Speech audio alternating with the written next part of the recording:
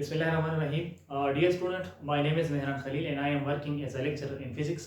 आज हम class 10 physics के कोर्स को स्टार्ट करने जा रहे हैं जो है हमारे पास पहला chapter simple harmonic motion and waves. बेटा इस चैप्टर के दो पोर्शन है, एक हमारे पास सिंपल हार्मोनिक मोशन का है और दूसरा पोर्शन जो है वो वेव्स का है। तो पहले हम सिंपल हार्मोनिक मोशन शॉर्टली इसको हम कहते हैं एसएचएम सिंपल हार्मोनिक मोशन, और बाद में हम वेव्स के पोर्शन को स्टडी करेंगे। बेसिक जो है बेटा मैंने यहाँ पर कुछ लिखवाए हैं, आपके सामने है बोर्ड पर, मैं एक्सप्लेन करवाता हूँ। कुछ बेसिक टर्म्स है क्योंकि ये इस पूरे चैप्टर में बार बार रिपीट होगा, तो पहले हम इसको लर्न करते हैं, इसको अंडरस्टैंड करते हैं, फिर ये बाकी चैप्टर हमारे लिए आसान हो जाएगा। आसान चैप्टर है, सिंपल है, बस आप इंशाल्लाह एंजॉय करेंगे। आप सिर्फ इसको देख ले, मैं स्टार्ट लेता हूँ। देखो बेटा बिगिनिंग जो है वो है ऑसिलेटरी मोशन। ऑसिलेटरी मोशन क्या है, लोअर क्लास में भी आप लोगों ने पढ़ा है कि ऑसिलेशन क्या होती है। मैं डिफाइन करवाता हूँ। The repeated back and fourth motion of a body about it's equilibrium position is called oscillatory motion. या हम इसको इस तरह भी डिफाइन करते हैं कि the two and fro motion of a body about it's mean position is called oscillatory motion, और the up and down motion of a body about its equilibrium position is called oscillatory motion. Oscillatory motion बेटा कहते हैं कि जब भी आपके पास कोई body होती है और वो अपने मेन पोजीशन से टू एंड फ्रो और back and fourth motion perform करे, उस मोशन को हम कहते हैं ऑसिलेटरी मोशन। सपोज मेरे पास एक सिंपल पेंडुलम है, एग्जांपल में भी मैंने लिखवाया है कि आपके पास सिंपल पेंडुलम है, मास स्प्रिंग सिस्टम है, आपके पास स्ट्रिंग ऑफ अ गिटार है, या आपके पास ट्यूनिंग फॉर्क की ऑसिलेशन है, या हार्ट बीट है एंड सो ऑन। मैं एग्जांपल के तौर पर यहाँ पर लेता हूँ एक सिंपल पेंडुलम का एग्जांपल लेता हूं कि मेरे पास सिंपल पेंडुलम है। This is for example a simple pendulum. ये बेटा आपके पास उसका मेन पोजीशन है। मेन पोजीशन वो पॉइंट होता है जहां पर आपके पास नेट फोर्स जीरो होते हैं किसी बॉडी पर।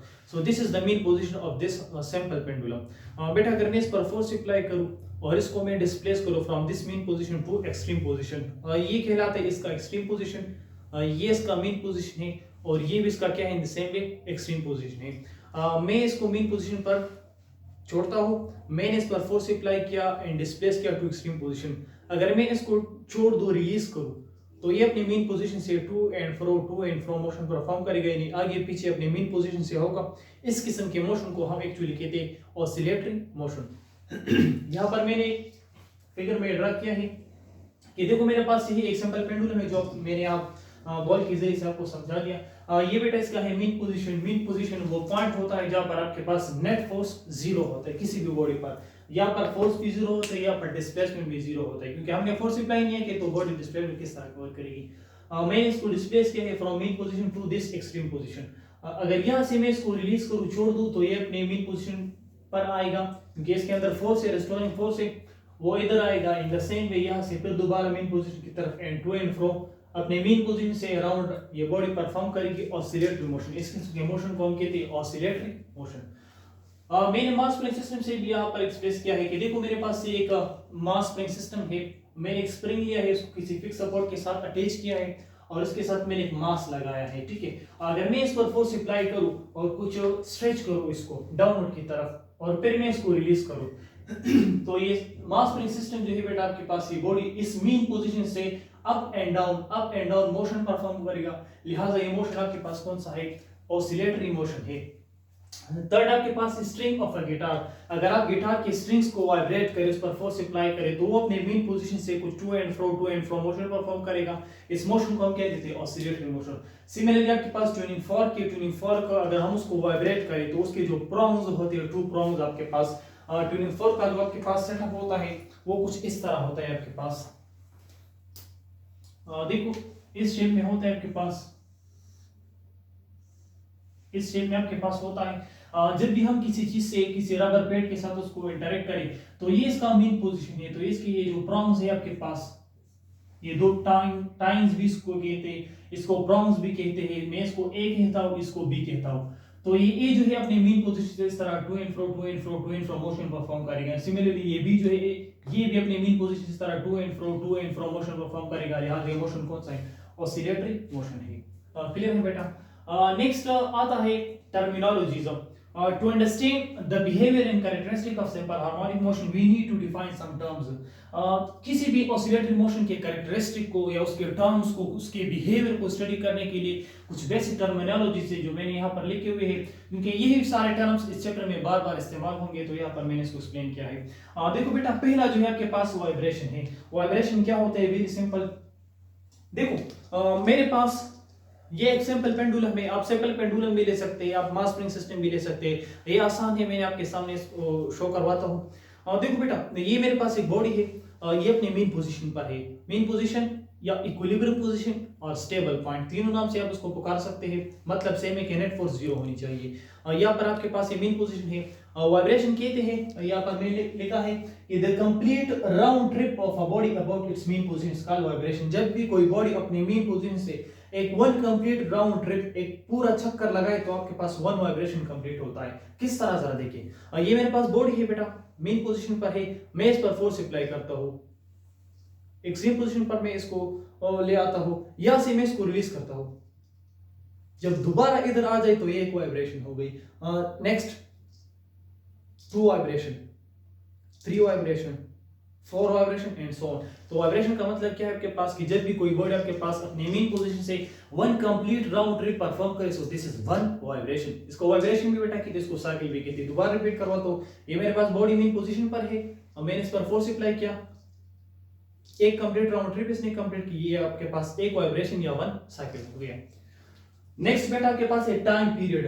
The time required to complete one vibration is called time period. वो टाइम जिसमें आपके पास कोई बॉडी एक वाइब्रेशन कंप्लीट करता है, उसको हम क्या कहते हैं? Time period. देखो बेटा, ये मेरे पास बॉडी है, वही मेन पोजीशन पर है, मैं इसको डिस्प्लेस करता हूँ, मेन पोजीशन से एक्सट्रीम पोजीशन की तरफ मैं लाया और यहां से मैं इसको छोड़ू, इसने वन वाइब्रेशन कंप्लीट की। अब इस दौरान यहां से लेकर यहां तक और दोबारा अपने पोजीशन की तरफ जब आएगा, इस दौरान इसने जो टाइम ले लिया, this is actually the time period of this vibration. तो वो टाइम जिसमें आपके पास कोई बॉडी वन वाइब्रेशन कंप्लीट करता है, उसको हम क्या कहते हैं? उसका टाइम पीरियड। इसको बेटा हम डिनोट करते हैं कैपिटल टी से, टाइम पीरियड। और टाइम है तो टाइम को हमेशा हम किस चीज में मेजर करते हैं? सेकंड्स में। क्लियर है बेटा? नेक्स्ट मेरे पास है फ्रीक्वेंसी। फ्रीक्वेंसी को हम डिफाइन करते हैं कि द नंबर ऑफ वाइब्रेशंस और साइकिल्स पर सेकंड इज कॉल्ड फ्रीक्वेंसी। ये आपके लिए मैकेनिकल सिस्टम के लिए है, जो अभी हम मास स्प्रिंग सिस्टम पढ़ रहे हैं। जब आप वेव्स की बात करेंगे तो हम वहां पर नंबर ऑफ साइकिल्स पर सेकंड लिखेंगे, ठीक है? आसान बात है, द नंबर ऑफ वाइब्रेशन पर सेकंड इज कॉल्ड फ्रीक्वेंसी। कोई भी बॉडी एक सेकंड में कितने वाइब्रेशन को कंप्लीट करता है, तो उसका फ्रीक्वेंसी कहलाता है। सपोज ये मेरे पास कोई बॉडी है, मेन पोजीशन पर है, मैं इसको डिस्प्लेस करता हूं from mean position to extreme position, यहां से मैं इसको रिलीज करता हूं, तो ये अपनी मेन पोजीशन के अक्रॉस क्या करेगा? To and fro motion perform करेगा। एक सेकंड में कोई बॉडी कितने साइकिल्स या कितने वाइब्रेशन कंप्लीट करता है, ये उसकी फ्रीक्वेंसी कहलाती है, ठीक है बेटा? Next it is denoted by F. बेटा ये जो है आपने स्मॉल एफ से लिखना है, ठीक है? कैपिटल एफ फोर्स को शो करता है, जबकि जो आपके पास स्मॉल एफ है, this is used for frequency. It's unit is second inverse और हर्ट्ज। नॉर्मली प्रैक्टिकल लाइफ में जब हम उसको फ्रीक्वेंसी को डील करते हैं, तो इसका जो यूनिट आपके पास होता है तो आपके पास हर्ट्ज होता है, ठीक है? सेकंड भी उसका यूनिट है आपके पास और हर्ट्ज भी आपके पास इसका यूनिट है। सेकंड किस तरह है, तो यहाँ पर मैंने रिलेशन से शो किया है। नोट पे बेटा मैंने लिखा है कि the frequency and time period are reciprocal of each other. Frequency और टाइम पीरियड एक दूसरे का रेसिप्रोकल एंड इनवर्सली रिलेटेड है विद वन अनदर। फ्रीक्वेंसी का फार्मूला है आपके पास f is equal to 1 over t और t is equal to 1 over f। Mean अगर आपके पास कोई भी बॉडी है और उसका टाइम पीरियड ज्यादा है, तो उसकी फ्रीक्वेंसी आपके पास क्या होगी? कम होगी। अगर कोई भी बॉडी आपके पास उसकी फ्रीक्वेंसी आपके पास ज्यादा है, तो उसकी टाइम पीरियड क्या होगी? कम। फ्रीक्वेंसी ज्यादा, टाइम पीरियड कम। टाइम पीरियड ज्यादा तो फ्रीक्वेंसी उसका क्या है? कम। फॉर एग्जांपल आपके पास ये कोई बॉडी है, इसकी फ्रीक्वेंसी ज्यादा है। फ्रीक्वेंसी ज्यादा मीन कि ये जल्दी जल्दी वाइब्रेट करेगा, जल्दी साइकिल को रैपिडली साइकिल को रिपीट बैक करेगा, तो ये उसकी फ्रीक्वेंसी कहलाती है। अगर फ्रीक्वेंसी उसकी ज्यादा है तो मीन रैपिडली वाइब्रेशन करेगा। जब वाइब्रेशन रैपिडली करेगा तो टाइम आपके पास डेफिनेटली बात है कि आपके पास क्या होगी? कम होगी। अगर कोई बॉडी उसकी फ्रीक्वेंसी कम है, मीन वो बहुत टाइम लेता है और एक एक साइकिल को कंप्लीट करने में, तो फ्रीक्वेंसी कम है तो टाइम पीरियड उसका क्या होगा? ज्यादा होगा। Mean it take long time to complete its vibration और साइकिल्स। एम्पलीट्यूड है बेटा आपके पास, the maximum displacement of a body from its mean position is called amplitude. कोई भी बॉडी आपके पास अपने मीन पोजीशन से कितना मैक्सिमम डिस्प्लेसमेंट या मैक्सिमम फासला आपके पास कवर करता है उसको हम कहते हैं एम्पलीट्यूड। फॉर एग्जांपल आपके पास ये कोई वेव है, मैं वेव का एग्जांपल लेता हूं, यहां पर इधर मैं ड्रा करवाता हूं। ये मेरे पास कोई वेव का मैं अभी प्लॉट ड्रा करवाता हूं। ये जो स्ट्रेट लाइन मैंने इशू की ये आपको मीन पोजीशन का बारे में इंफॉर्मेशन देता है। मैं यहां पर इसमें एक वेव ड्रा करता हूं। ये मैंने एक वेव ड्रा किया।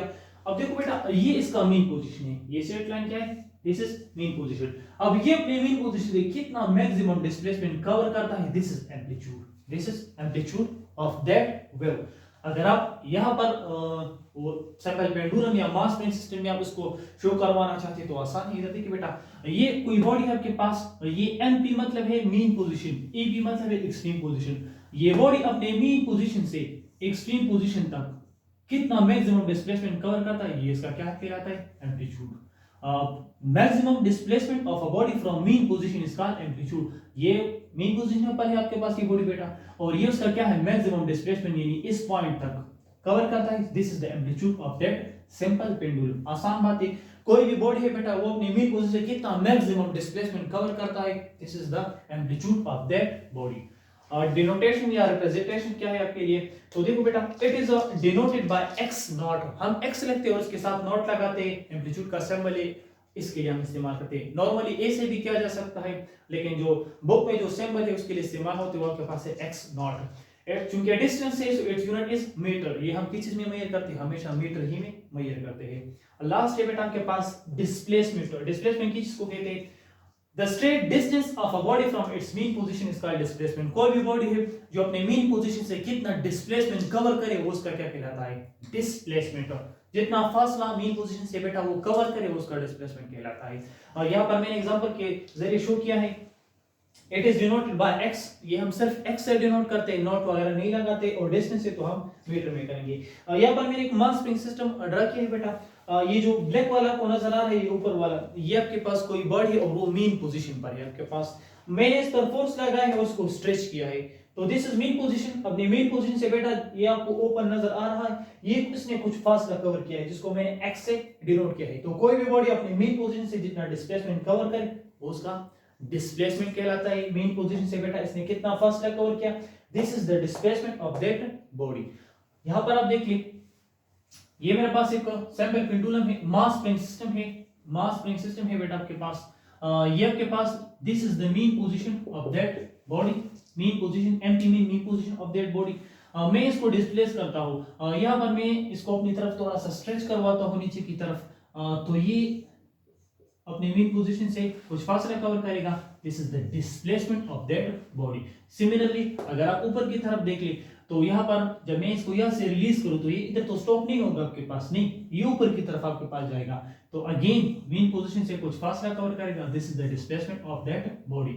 इन द सेम वे आपके पास body this is point A, mean position को मैं पॉइंट ए कहता हूँ, दिस इज पॉइंट बी।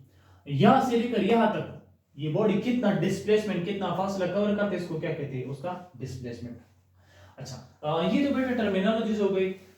यहाँ पर बुक में नहीं है, डायरेक्ट गिवन नहीं है हेडिंग की, मैं यहाँ पर सेपरेट इसको लिखवाता हूँ पीरियोडिक मोशन की। पीरियोडिक मोशन क्या होता है, छोटा वन लाइन डिफिनीशन है वो मैं लिखवाता हूँ, और फिर इसको एंड अप करते हैं। पीरियोडिक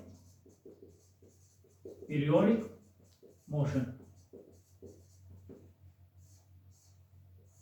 पीरियोडिक मोशन, इसको मैं शॉर्टली डिफाइन करवाता हूँ। पीरियोडिक मोशन आपके पास क्या होता है, इसको बेटा मैं लिखता हूं इधर,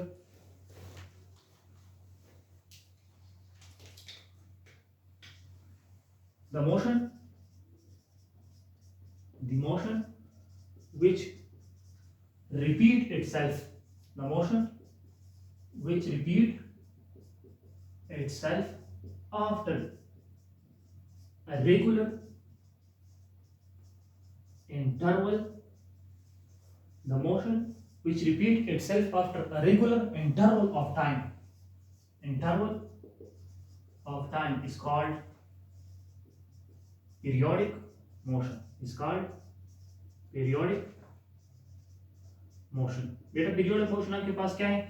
वो मोशन, किसी भी बॉडी का वो मोशन जो कि एक खास इंटरवल पर एक खास टाइम बाद अपने मोशन को क्या करता है, रिपीट करता है। इस मोशन को हम क्या कहते हैं? Periodic motion. दोबारा रिपीट करवाता हूँ, periodic motion is actually that motion of a body which repeat itself after a regular interval of time is called periodic motion. For example, देखो बेटा आपके पास मून है, मून एक स्पेसिफिक टाइम बाद ascend होता है और स्पेसिफिक टाइम बाद आपके पास क्या होता है? दोबारा डिसेंड होता है। आपके पास मोशन ऑफ अर्थ है, तो अर्थ का जो मोशन है बेटा वो एक स्पेसिफिक टाइम बाद हम कहते हैं ना कि अर्थ जो है बेटा 365 डेज में एक चक्कर मुकम्मल करता है। तो देखो ये जो मोशन परफॉर्म कर this is actually periodic motion. आपके पास ये जो प्लैनेट्स का मोशन है, आपके पास बेटा ये जो सन मूवमेंट करता है, ये सारे के पास पीरियोडिक मोशन है। प्लैनेट्स मूवमेंट करते हैं, आपके पास इलेक्ट्रॉन जो है बेटा वो न्यूक्लियस के सराउंड में गिरता है, आपके पास अराउंड द न्यूक्लियस वो मोशन परफॉर्म करते हैं। This is periodic motion. तो पीरियोडिक मोशन आपके पास क्या है? वो मोशन किसी भी बॉडी का जो कि एक स्पेसिफिक इंटरवल ऑफ टाइम के बाद अपने आप को क्या करता है? रिपीट करता है। लिहाजा ये मोशन कौन सा आपके पास? पीरियोडिक मोशन है। ये बेटा आपके पास बिगिनिंग एक इंट्रोडक्टरी टाइप लेक्चर था ऑसिलेटरी मोशन के हवाले से। इंशाल्लाह नेक्स्ट लेक्चर में हम क्या करेंगे? सिंपल हार्मोनिक मोशन को एक्सप्लेन करेंगे। ये क्योंकि ये टर्म मैंने यहाँ पर सेपरेट इसलिए करवा दी कि वाइब्रेशन है, टाइम पीरियड है, फ्रीक्वेंसी है, एम्पलीट्यूड है, डिस्प्लेसमेंट है, तो ये बार बार यहाँ पर इस्तेमाल होंगे आपके पास। तो इसलिए मैंने सेपरेट इस पर वीडियो बना दी ताकि आपको बेसिक आइडिया हो जाए। फर्दर इंशाल्लाह चैप्टर आसान है। नेक्स्ट लेक्चर में मैं सिंपल हार्मोनिक मोशन को डिफाइन कर दूंगा, मैं एक ग्राफ सा बना दूंगा इंशाल्लाह, उसके अंदर हम उसको एक्सप्लेन करेंगे। तो आप इसका स्क्रीनशॉट ले लें और इसको अपने साथ नोट करें। इंशाल्लाह नेक्स्ट लेक्चर में हम फर्दर इस पर बात करेंगे। Thank you so much.